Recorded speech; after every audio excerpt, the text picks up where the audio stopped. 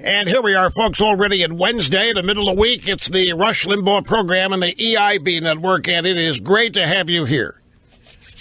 I look forward to it each and every day, and especially now because things are blowing up. I don't mean literally. I mean, it is an explosion. Well, I don't mean...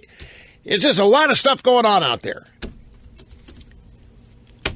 And it's exciting to be able to tell you what to think about it. Oh, man. 800-282-2882 if you want to be on the program. And the email address, lrushbo@eibnet.us. Let me give you just a little rundown here, sort of set the table for what's coming on the program today. Back in April, an ISIS supporter attacked in Paris, Champs-Élysées, a couple weeks before the French elections. By the way, have you heard what they have done in Paris? I don't know if this is the mayor or if it's this new president. Do you know what they did? This is a sign, folks. This should be a comforting sign to show you how tough the French are in this fight against terrorism. You know what they've done? They've turned off the lights in the Eiffel Tower at midnight. You know how that is bound to frighten the terrorists? I mean, why didn't we think of something like this earlier? What a statement. What a show of force. Turning off the lights on the Eiffel Tower at midnight to show solidarity with the victims of terror attacks. This is classic. This is like a hashtag, bring back our girls. It doesn't do anything. But the people involved think they are really contributing. They think they're really doing something meaningful. And all it means is that no impediment to future terrorism is handed down. We are, in fact, quote after quote after quote today from people in the UK, from Theresa May to others. This is the new norm. They don't say it that way, but their attitudes are clear that they have no ideas, nothing to do here. They're so afraid of offending Muslims and Islamists. I have a question, ladies and gentlemen. If Islam is so peaceful, why is everybody so damn frightened of offending them? And on the other hand, if Christianity is so violent, as people like Whoopi Goldberg and others tell us, why is nobody afraid to offend Christians? People laugh at, make fun of, and mock Christians all day long with no fear whatsoever. But you so much as think anything offensive about Islam, and they descend on you, and they accuse you of violating political correctness, and they beg you to shut up. Because criticizing Islam, in fact, there's a United States senator out there today blaming Trump for terrorist recruitment by daring to criticize them. Yeah, Chris somebody. There's a lot of Chris's in the Senate. Let me find the guy. I've got it in the sound bites here. Let's see. Chris Murphy. This is CNN Situation Rooms, audio soundbite number 7. Wolf Blitzer speaking. This guy's from Connecticut about the terror attack in Manchester, England. Blitzer says, do you believe the attacker deliberately targeted this? Do you believe? This is what I mean. Asking a United States senator if he thinks radical Islamist terrorists purposely,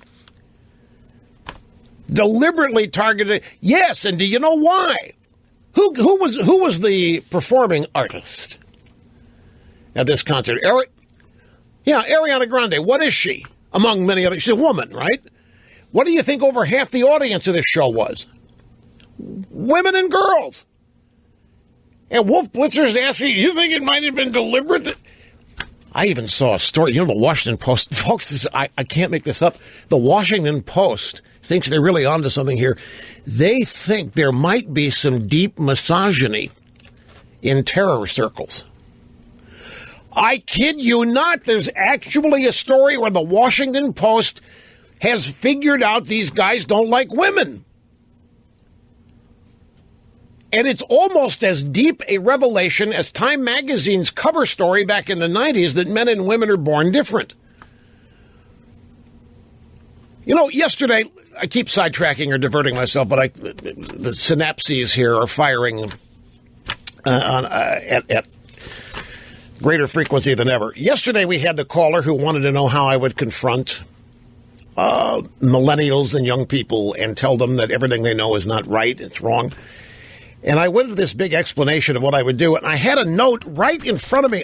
During commercial break, I had scripted a note to make sure I included it. I didn't mention it. And the reason why it's nigh on impossible to do is because for 2 generations, we have not taught critical thinking.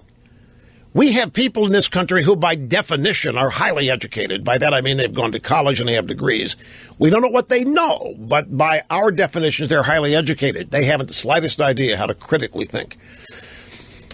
In fact, it might be useful to define critical thinking. Essentially, curiosity, a willingness to not blindly accept what looks good, that buttresses what you think.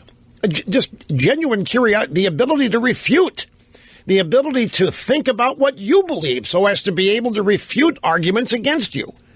That's not taught. I think, by the way, that the lack of critical thinking is a major contributor into so many more millions of Americans buying into conspiracy theories. Do you know what the latest big conspiracy theory is in the UK? Contrails. Do you know what a contrail is? It's when a jet's flying at high altitude and the exhaust from the engine creates what looks like clouds coming out of the back of the engine as the heat from the engine condenses with frozen air that high in the atmosphere. And you get a contrail. That is there's a conspiracy that says that these contrails are designed to destroy the planet.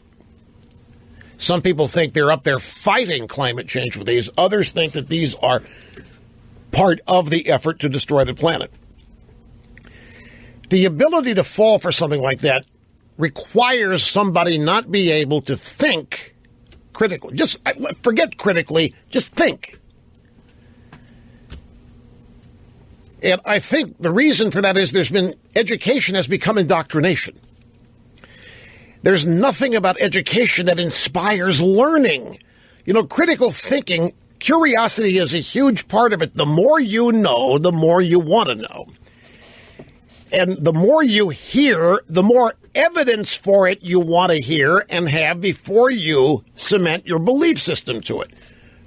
That's critical thinking. Absent critical thinking, you will simply believe anything anybody says, particularly if it's written down. If it's written anywhere, if it's written on the internet, if it's written in the newspaper, if it's written in a magazine, there's a tendency to automatically believe it. And I think that's what makes it difficult to persuade anybody, not just millennials, but just any number of people who are not capable of independent thought, critical thinking, or what have you. Here's Chris Murphy answering Wolf Blitzer's question. Do you believe the attacker deliberately targeted this concert in Manchester because it featured an American performer? They're totally missing this. Here's the answer. I have not been briefed on this attack yet. All I know is that ISIS has designs on bringing the fight to us here in the United States. Many of us are worried about some of the rhetoric of the Trump administration because we worry that that combined with robust online recruitment might end up in an attack like this happening in the United States. But wait, people like this tell us that Islam's a religion of peace, that there is no terrorism in Islam, and yet we can't criticize Islam. If we criticize Islam, we run the risk of offending them, and as this clown from Connecticut just said, why, we might end up making them so mad that they join terror action groups. Another U.S. official yesterday said under testimony that terrorists become terrorists because they're enslaved in poverty and prejudice. None of that is true. Absolutely none of it is true. There isn't even a serious effort at the highest levels in European government and even here to actually learn about this, who it is, who they are, why they're doing what they're doing. When you simply politicize everything, and you fall back, you've got a Republican president the Democrats hate. They think he stole the election, so he's out there criticizing Islam and terrorism. Oh no, he can't do that. That's going to offend them, and that's just going to cause more terror. That is clinically insane. And if it's not clinically insane, it's downright stupid. It's not even ignorant. It's just downright dumb and stupid. If Islam is so peaceful, why is everybody so afraid and terrified to offend people? I mean, so much of this stuff just is thrown at us in utter defiance of common sense. And it's some of the examples we have here. Katy Perry has said some of the most ridiculous things, but this was an attack on people who are not Islamic. This is all that's going on. It has nothing to do with your Americans or British. It's if you are a non-believer. And for now, the Washington Post to think they're onto something, that these guys might have a bias against women. Let's see, we've got Boko Haram. We have the way women must dress. We have women being stoned, and the Washington Post and the drive-by media still can't figure out. No, it takes a terror attack on a largely female-attended concert with a female performer before the lights start going off and they start considering the possibility that there might be some misogyny in militant Islamism. But let me get back to my setting the table theme here.